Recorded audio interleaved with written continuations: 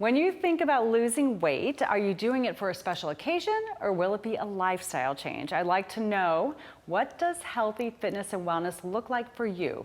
Stay tuned because we have a couple of guests who will discuss what it looks like for them coming up on this episode of The Issues. Keep it locked right here.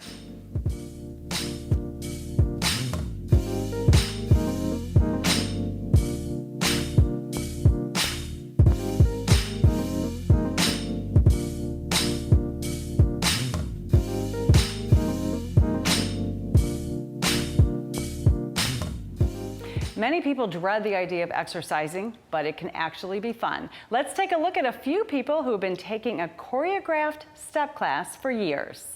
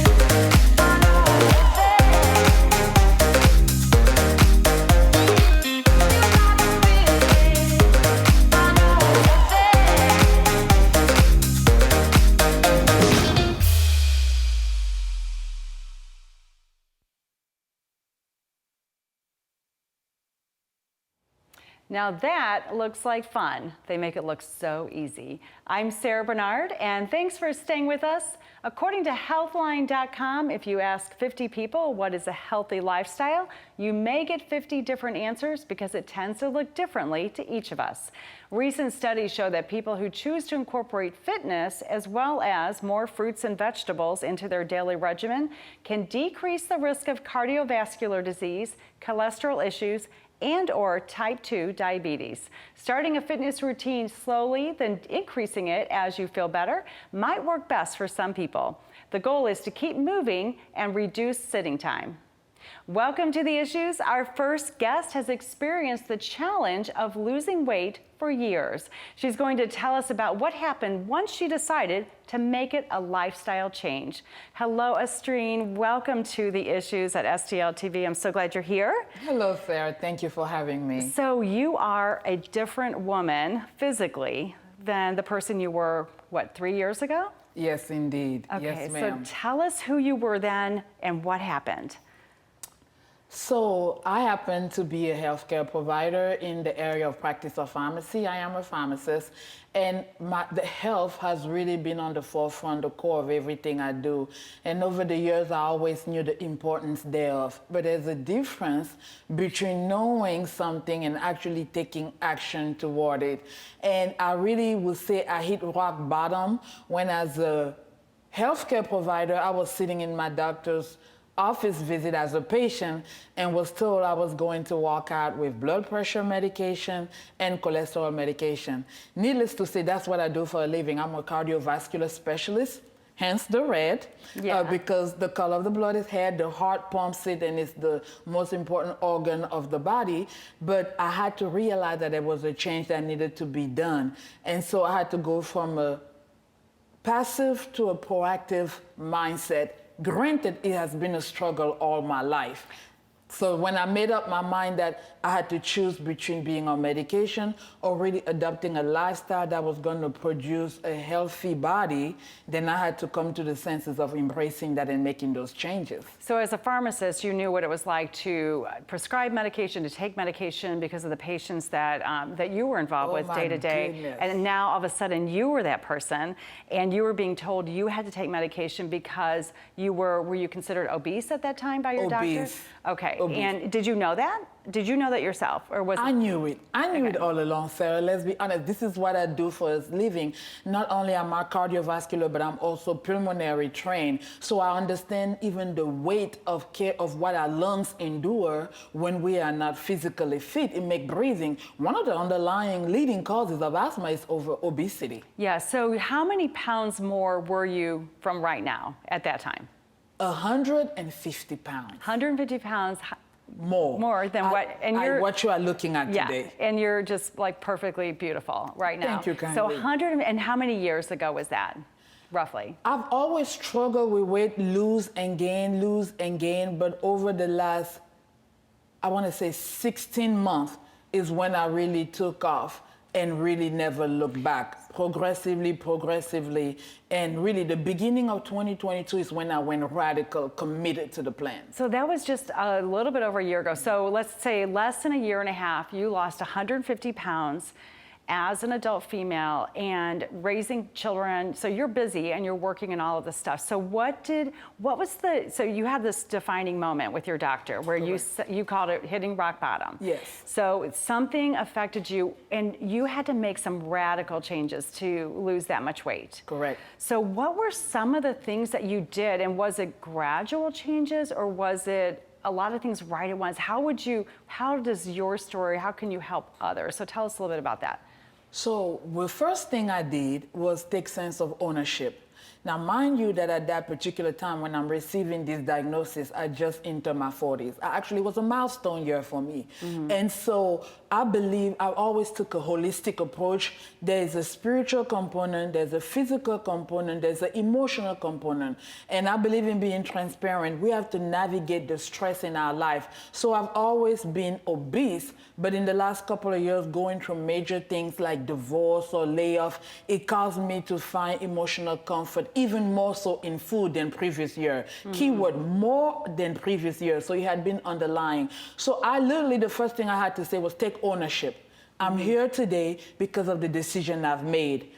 The asset that I had was the fact that as a healthcare provider, I knew the do's and don'ts. I know about food, nutrition, portion control. I knew about the heart being a muscle and needed to be exercised. As a matter of fact, I had already committed to the exercise part. I had a working out family, but I realized that until I put the right amount in each compartment, I was not going to be successful. So there's an emotional component, a spiritual component, a physical component, and a nutritional component. So you first had to believe that you could do this, and you took ownership of it. Yes. You were already working out. So what did that mean? What were you doing on a daily activity standpoint?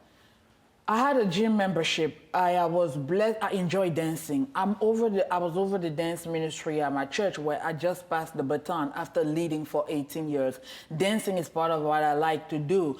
And so I decided that, okay, let me get the fitness part together, going and attending classes, taking different classes, kickboxing, step. I've had a gym membership in the city of St. Louis at Club Fitness for years, but there was not equal proportion of dedication in those various components. So what I see is a lot of people who believe that they're doing everything they can do because they go to the gym every day, but they're still having a hard time losing weight. So that's the situation you were in. You were going to the gym, you were active, but you were still overweight. So you had to make a nutrition change, I would assume. So Yes. talk about that.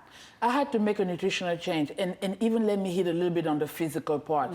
There's always, I believe that we perish for lack of knowledge. You can go to the gym every day, but if you don't have the right mentor, the right coach, and really grabbing access to the knowledge that's out there that certified coaches, trainers provide to you, you could literally be there spending your money, going daily, but not doing the right technique on squats and things of that nature. So I'll touch on that. I'll leave that. But to answer your question on the nutritional part, again, the renewing of the mind, it took a lot of prayers, and I had to ask, I'm a person of faith, to really get help and say, let me practice what I know. Even as a healthcare provider, as a doctor in pharmacy, I know what carbohydrate eating late does. When you eat late and you go to bed and you don't let proper digestion time take place within your body, those excess calories turn into sugar, and they are stored in our fat cells, and that's what we wear. We are wearing energy when we walk on a day-to-day because we did not let them go to use.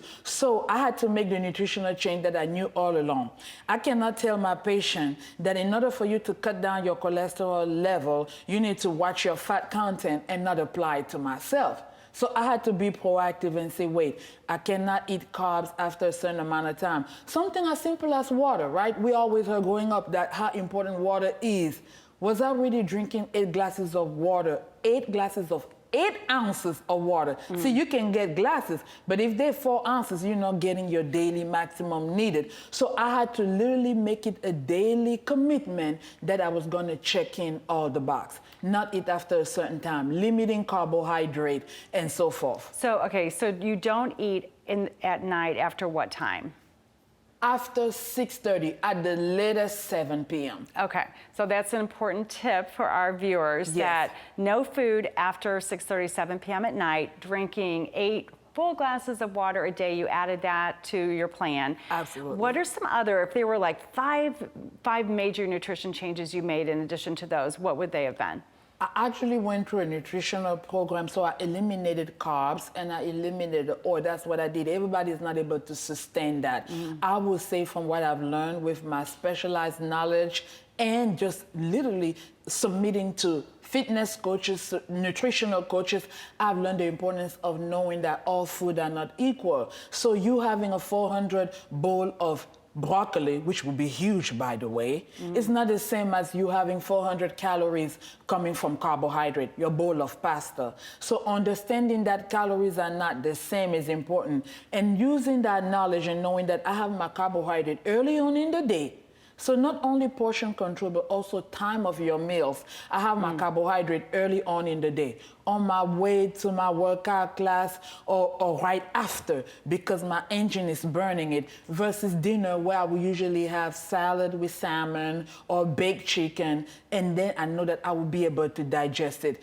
Now, honestly, Sarah, could I unveil all those tips right here, right now? No. But I would say understand the importance of drinking your water, nutritionally leaving the carbs early on in the early part of the day, and leaving more so of your protein toward the latter part. And also knowing for your age and your height what is the proper amount of calorie. Right. We overeat in It's this easy, country. right? And it's easy to do. It's easy to estimate incorrectly the calories. So you mentioned earlier on that you had a coach, or you recommend having a coach.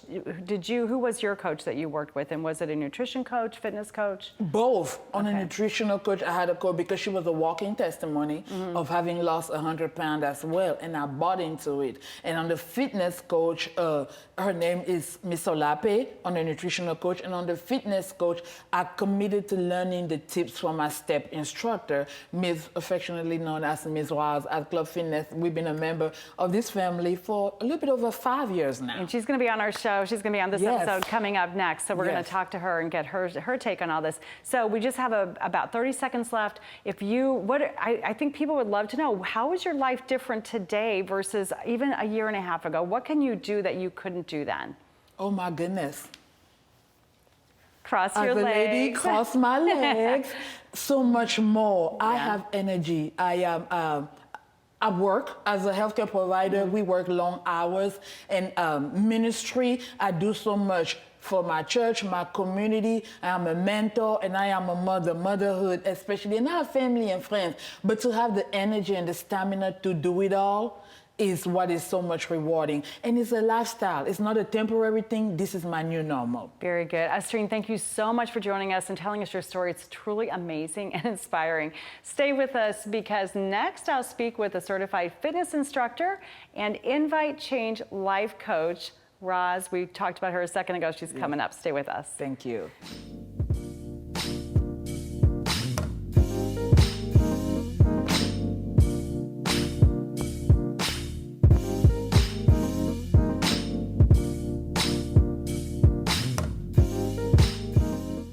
Hello, my name is Nicole. I started my lifestyle change almost 25 years ago, supporting my sister, helping her to exercise, and I ended up loving it.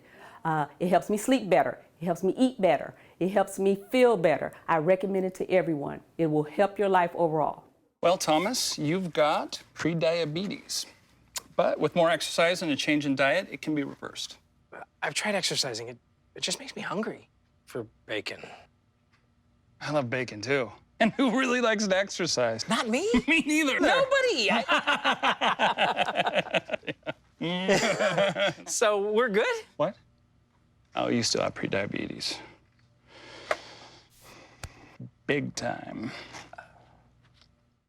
My name is Wendy. I started exercising, gosh, when I was in high school. I was a very sedentary young girl, and I was looking for something that I could participate and become more active because I was getting a little bit older. And I found working out in a gym was my niche. And so it helps me maintain my weight. It helps me reduce my anxiety. And I have come into a great community of women that I really enjoy hanging out with. So yeah, that's what exercise does for me.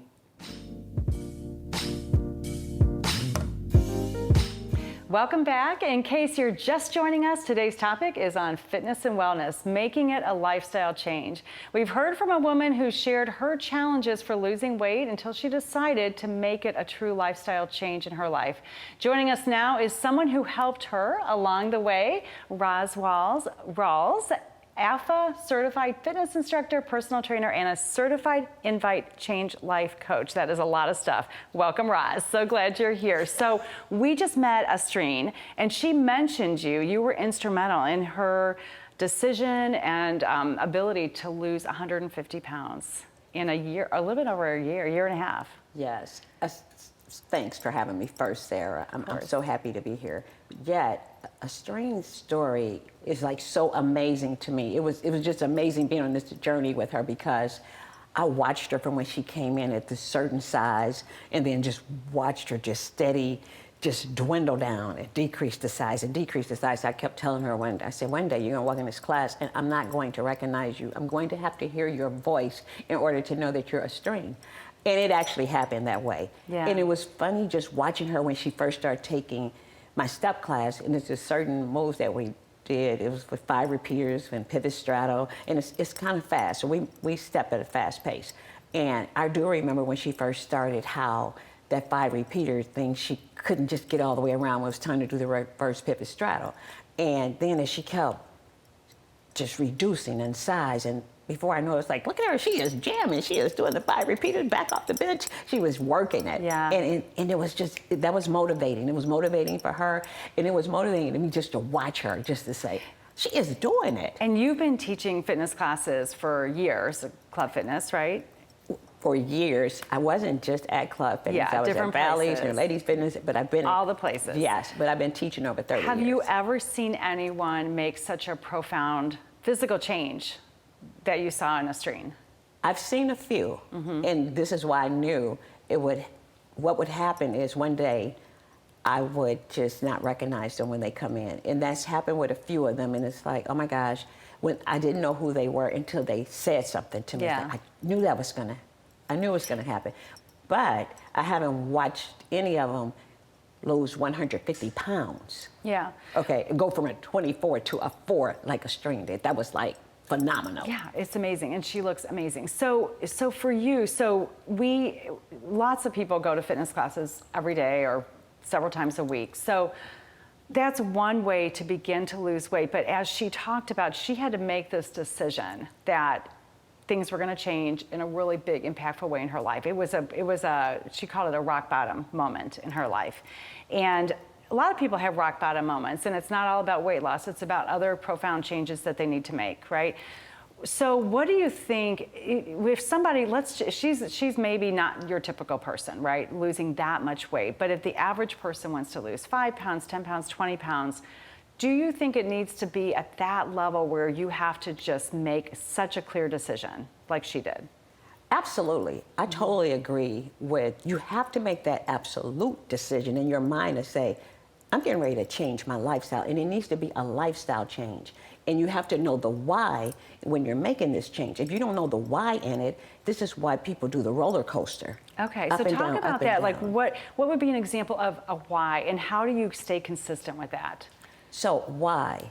First thing, it's all based on a well-balanced lifestyle. So the components that it falls under, you will go with nutrition, mental, emotional, physical, spiritual, financial. They all play a role in what will help you make that decision, because people end up creeping up with weight when their scale is off balance. So you could be in financial debt and trying to figure out how you're going to get out of debt. And what you do, because you can't figure it out, start eating, Okay. because you don't know how to get out of it. Or vice versa, you could be going through something mentally and it's just stressing you out. Like you can have so many challenges in life that you don't know how to get out of it because your spiritual part isn't balanced either. So you start eating, as well as physical, and you start gaining weight. Now you become depressed because all this is getting off course.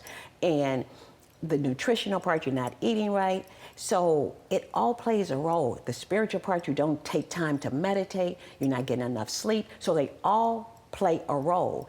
And when you know the why to say, I got to get a grip on my life, I don't like this, and then you start feeling depressed, your self-esteem goes down, then you focus on, wait a minute, who am I? Who am I being, and what am I doing to my life? And oftentimes, people, they'll hit rock bottom, or they'll just get totally off course until they end up getting so many health risks, and they go to the doctor, and then the doctor tells them that this is wrong. You know, here's what the deal is. Got high blood pressure, we're going to have to put you on high blood pressure medicine. Or your cholesterol is up, we're going to put you on cholesterol medicine. Or glucose. You know what? You're pre-diabetic. You have to do this or do that. And then before you know it, they're diabetic. Now they got to take pills. Or some of them end up having to do the insulin because they're so off course.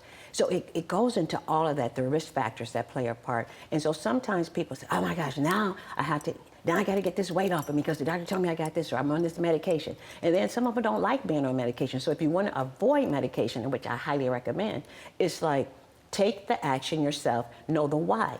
Why am I doing this? Because I don't want to be on prescription drugs, because prescription drugs only lead you to other prescription drugs. So so obviously we have to think about the reasons we want to get there. And also you made a mention of something that's really important, is when our life gets out of balance in many, many different ways, as humans, we tend to resort to food, to eating, right? Yes. So what about the people who say, I work out all the time, my life feels good, but I just can't seem to lose weight? Why is that? And we hear a lot about metabolism. I'm getting older, and hormones change for men and women, and metabolism slows down, and that's an excuse. Is that an excuse, or is that a reality? So it's an excuse because of the lack of knowledge. Because sometimes when these people who are working out regularly, but yet their metabolism is decreased, it's because of the lack of knowledge. They don't understand it. The food that you eat also play a role. So you have to be focused on your nutrition. So if you're eating a lot of highly saturated fat foods, foods high in sugar, foods high in carbs. When you're eating like that and then low fiber, you can get off course even though you're working out, okay? And so some people do have this attitude. I've seen it, heard it by many, that I work out 5 times a week. I can eat whatever I want to. Yet they end up having a high BMI, high body fat percentage. All of that plays a role too. And so then before they know it, they sometimes be like, I can't believe my blood pressure is up. Your blood pressure can be up even though you exercise a lot because you're not eating healthy. So eating healthy plays a major role in a healthy, fit lifestyle. The two, a healthy choice menu and the regular physical fitness, they work together like hand in glove. They're together. So don't set it off by just exercising. Watch what you eat. The intake plays a major role. Right. Okay. So what recommendations or tips would you give to the average person? And you could need to lose 10 pounds, 20 pounds, or 150 like Astrine, and probably the tips are the same, right? So where would you recommend that one start from your experience?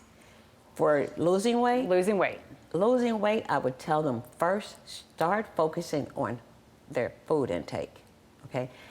It's the fried foods, all the carbs, the pastries, cakes, pies, donuts, candy, sodas, even alcohol you have to put to a limit because alcohol is high in calories. And so I would say first look at what you're eating because that makes a major difference. And the weight loss is first going to start from how you eat, not just about exercising. Because you can exercise and eat everything out here, and you'll still be the same size, or sometimes the scale can go up. Right, and right. so then sometimes what people do, they'll do weights with it too, and they'll build fat on top of muscle. And it's when they have thick muscles, thick, bulky muscle, and you want lean muscles. And so I would first tell them to start watching what they eat. Eat 3 to 5 fruits and vegetables a day. And then when you start incorporating your fruits and vegetables, the more you incorporate those, and especially the vegetables, the less you will want to eat those sugars and those carbs. You will not crave for them as much. When you get rid of sodas and replace it with water, room temperature water, it breaks down your enzymes. It helps break the foods down so it can flow through the arteries more fluently. When you start eating healthy, you do not crave the junk food as much, not nearly as much. And it's amazing. And it's amazing to see how much energy you get just from eating healthy foods. So let's turn to you, Roz. Give us an idea of what you eat in a day. What does your day look like? Oh my gosh. Food-wise. I don't know if mine is going to really be fair to most people. But you're in great shape. So I think you're a good example. I'm a pescatarian, okay? So I chose over 28 years ago to no longer eat meat. And I stopped eating meat and never ever went back to it. And I chose it for the very reason that high blood pressure ran on both sides of my family, maternally and paternally. And so I wanted to avoid taking high blood pressure pills. And so I became a pescatarian. So I just eat seafood, fruits and vegetables, whole grains. And I... So tell us what a typical day looks like for you, starting with breakfast. So my breakfast, and so another thing I have to say, so in the midst of all of that, I also diagnosed myself allergic to wheat, okay? So therefore I don't have wheat in my diet since I became a pescatarian. So I do gluten-free a lot. So mine is a little bit not typical. You're avoiding the question. So here's what I do. I eat oatmeal with raisins and apples and cinnamon. Okay. I don't put sugar on mine or honey. And then I might have some orange juice. And then I might have a bowl of cereal and I drink it with almond milk. And then sometimes I'll have boiled eggs, or sometimes I'll have a lightly sauteed egg or omelet, but I might do an egg sandwich. And sometimes I'll put the lettuce and tomatoes. So I'll do those type of things, or I'll do, my husband, he'll prepare like eggs, but they're scramblers, applesauce, rice. Okay. Brown rice and broccoli. Okay. And then I'll have orange juice. So that's pretty much my breakfast. Yeah. And I might just do toast with almond butter on it and orange juice. Yeah. That's a breakfast. Yeah. Okay, good. So that's how you start your day. And you recommend breakfast to everybody? I totally recommend breakfast, Okay. breakfast because that's going to give you your energy. That's your fuel to get started for the day. Okay. Honestly, your breakfast should be your largest meal. I love it. Okay, we don't have time to go through the rest of the day, unfortunately, but that was a great selection. Literally, what you eat for breakfast, people could eat for any meal. So, Roz, thank you so much for coming and sharing your knowledge. It's just so great to hear how you also were a part of Astrine's life and her journey, which I'm sure is continuing. So much that we can learn from both of you today. Thanks to each of our guests for sharing some very important information as to why making fitness and wellness a lifestyle change is better than making changes just for a special cause or event. I hope each of our viewers gained something from that. And I'd also like to say thanks to each and every one of you who tune into the issues and share your comments. Just want to remind everyone that you too can join the discussion. Be sure to check us out online and on Facebook, YouTube, Twitter, and Instagram. And don't forget to download the free STL TV app. Be sure to tune into our next edition of The Issues, where we'll have another informative topic that you definitely don't want to miss.